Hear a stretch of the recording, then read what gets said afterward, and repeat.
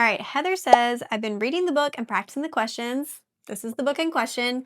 It's available on Amazon. It's the PA School Interview Guide.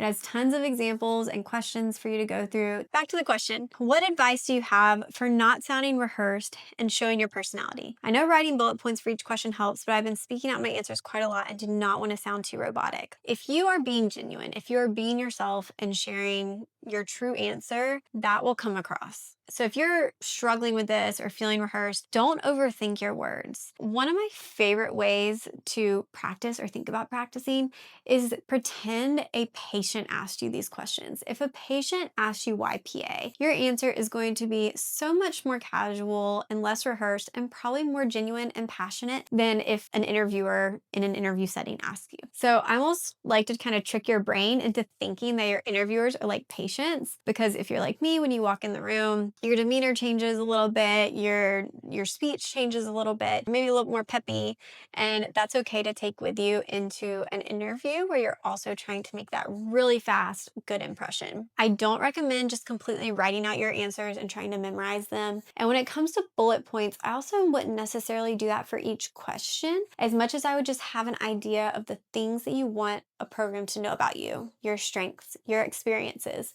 your goals, anything specific. Think of it like a mental checklist.